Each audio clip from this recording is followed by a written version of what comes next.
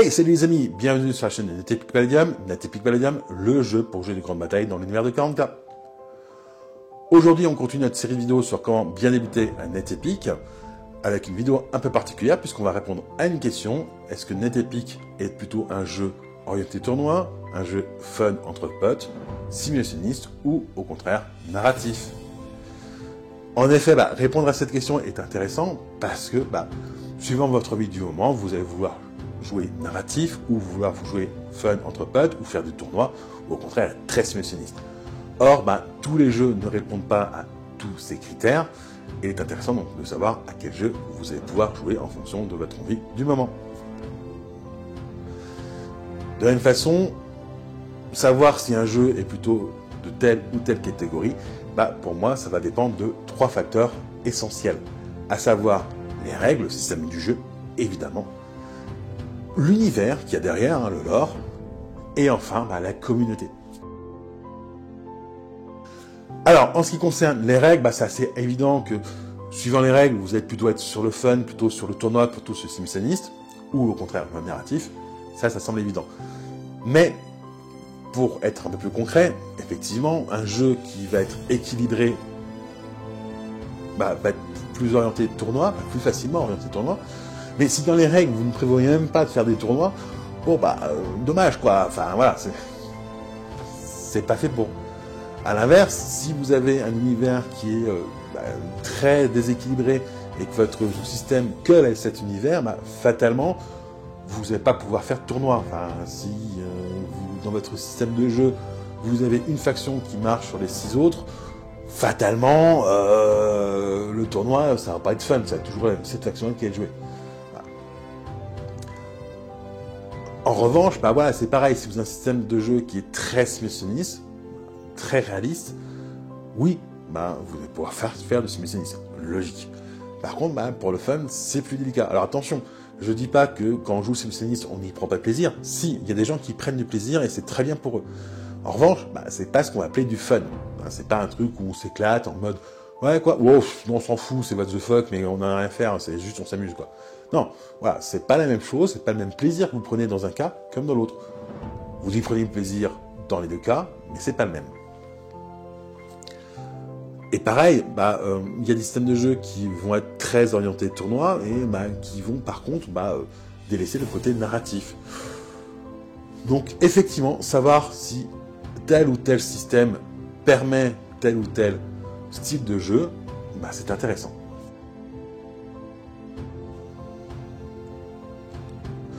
L'univers maintenant, l'univers aussi laisse son importance. Il faut bien voir que vous avez plusieurs types d'univers. Vous avez des univers historiques, tout simplement.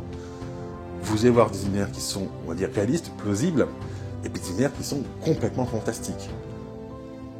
Donc sur un univers complètement fantastique, évidemment, la partie simulationniste, on peut se poser des questions, quoi. Pour prendre un exemple tout bête, cherchez pas à faire du simulationniste sur Marvel Crisis Protocol. C'est des super-héros qui se battent entre eux. À quel moment vous voulez une simulation de ça? Vous voulez pas simuler. Vous voulez vous amuser à faire se battre des super-héros entre eux. C'est pas la même chose. Parce que simuler des pouvoirs, déjà, bonjour. Mais en plus, c'est pas l'objectif. Vous voulez pas être réaliste. Vous voulez au contraire, être dans le fun absolu. Et d'ailleurs, Marvel Crisis Protocol fonctionne très bien là-dessus. Le système de règles et l'univers sont dans le fun et vous vous amusez. À l'inverse, si vous faites du napoléonien, ou de la Première Guerre mondiale, Deuxième Guerre mondiale, ou même de l'historique médiéval,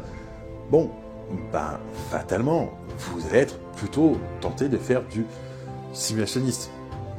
Puisque vous allez attirer déjà un public qui veut, quelque part, souvent recréer ça, et être capable de sentir ce que ressentaient les généraux. Dans l'imaginaire, c'est ça.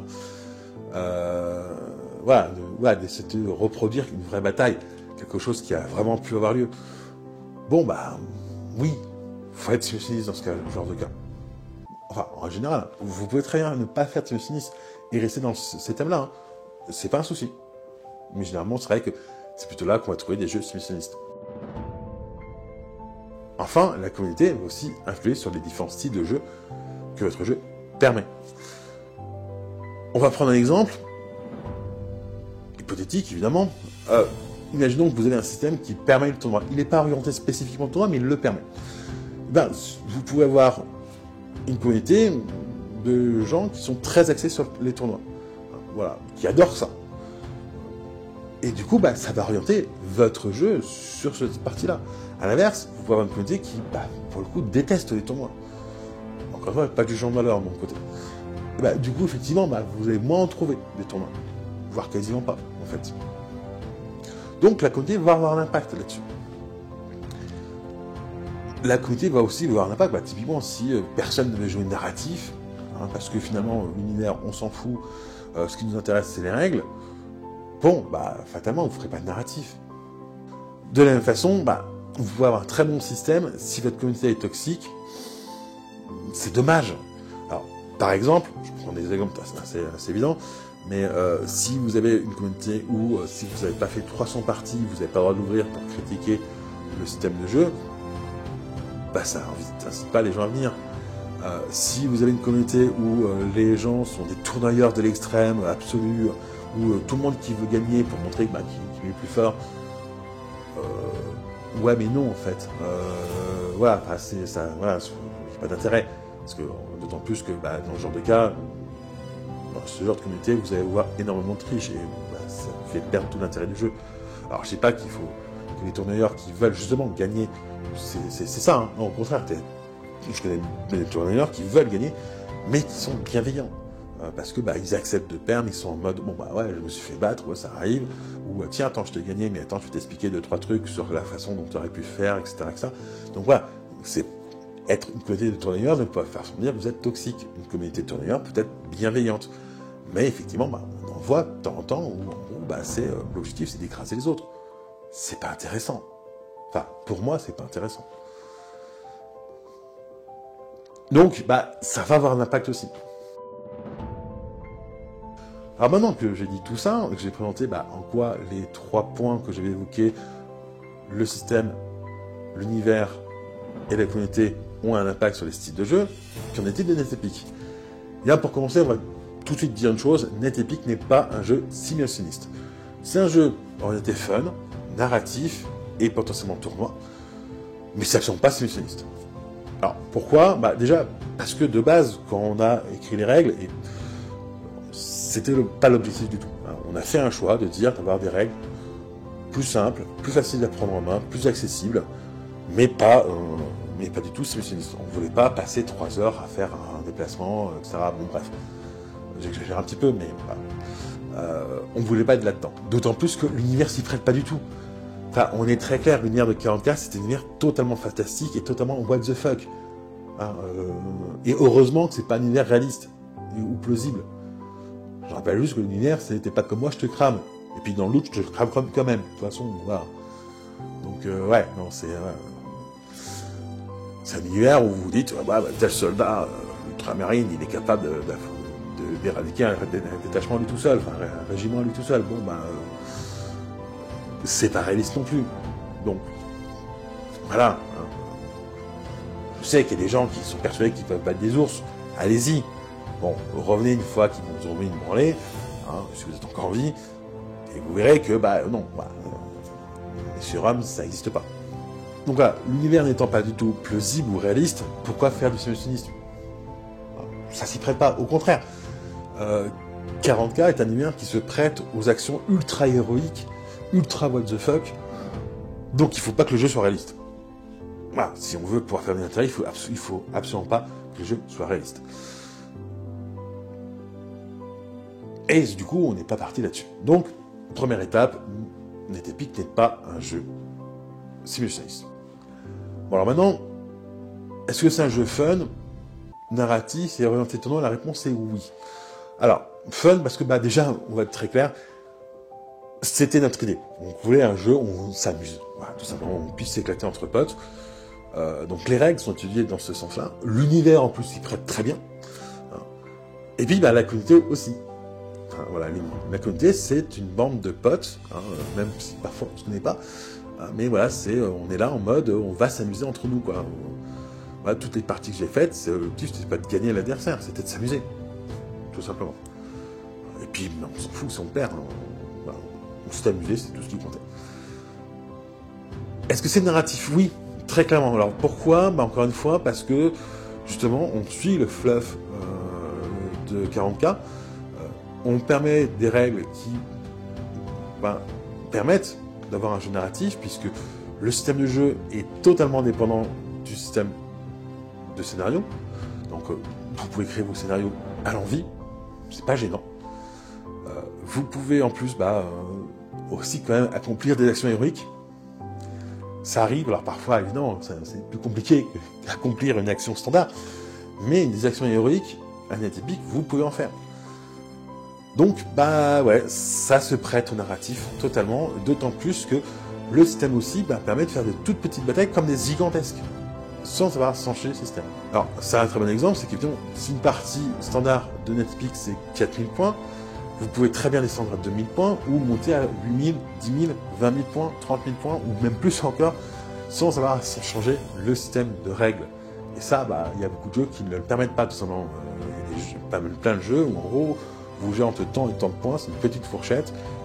Si vous êtes en dessous, c'est pas jouable. Si vous êtes au-dessus, c'est pas jouable non plus. Ou alors, faut changer les règles. Faut y avoir une table 3 fois plus grande. Bon, ouais, non. Là, honnêtement, un épique, à 10 000 points, 12 000 points, vous pouvez faire ça sur une table standard à partir du moment où vous vous concertez avec votre adversaire pour aussi sortir des grosses pièces. Bon, si vous avez que de l'infanterie, c'est pas faisable, on est d'accord. Mais si vous sortez des grosses pièces à 12 000 points, oui, c'est largement faisable sur une table standard. Et encore une fois, vous n'avez pas besoin de changer les règles. C'est les mêmes que vous jouez en 10 000 points ou en 100 000 points. C'est juste plus long. Donc le narratif est clairement possible, et en plus c'est clairement dans une des optiques du jeu, en fait. Et enfin, la partie tournoi. Alors, la partie tournoi, on va dire que c'est du tournoi light. Voilà, c'est pas du tout... Enfin, si vous êtes un joueur de tournoi qui veut justement faire des tournois hardcore, voilà, etc., c'est pas vraiment cette communauté-là. On fait des tournois, mais on appelle ça rencontre maintenant, parce que voilà, c'est plus... Encore une fois, quelque chose d'amical, où il n'y a pas vraiment de jeu, puisque tous les participants gagnent les mêmes lots. Donc, voilà. Donc ça calme le fait de dire je veux être premier. Il y a des gens qui disent je vais être premier pour avoir le lot. Bon voilà, on s'en fout, vous gagnez tous la même chose. Et puis on joue entre potes, encore une fois. On joue entre potes et ouais, ça, c'est plus de l'amical. Alors, encore une fois, c'est un choix. Et puis c'est aussi dû à la communauté. Voilà, une communauté où effectivement, certes on va faire des tournois, on va faire des parties, sérieusement, encore une fois, pas de souci. Mais l'objectif, c'est pas de gagner à tout prix, c'est au contraire d'être, de prendre du plaisir. Voilà. Ça n'empêche pas effectivement quelqu'un qui veut faire un tournoi de poncer sa liste, essayer de chercher d'optimiser sa liste à tous les points de vue, et ça vous pouvez le faire. C'est très bien, d'autant plus qu'en plus, pour le coup, Netpeak vous permet de se dire, si vous avez tel codex, vous prenez 20 personnes différentes, vous allez 20 listes différentes, parce qu'effectivement, vous n'avez pas une ou deux façons de jouer un codex, vous en avez 10, 15, 20 façons différentes, à minima. Pour vos joueurs, c'est encore bien. Donc oui, vous pouvez vous dire, je vais tel codex, avec telle façon de jouer, et vous faire plaisir à poncer votre liste au maximum pour qu'elle soit le plus optimum possible sur cette façon de faire. Mais, vous n'avez pas rencontré 36 personnes dans ce site-là.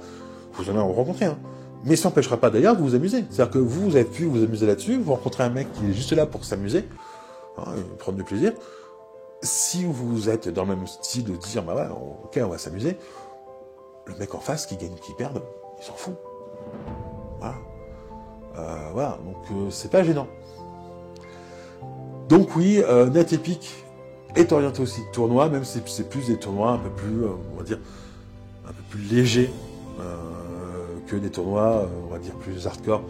Voilà, c'est plus en mode, tournoi un peu détente, tournoi plus amicaux, on va dire. Il n'y a pas de classement.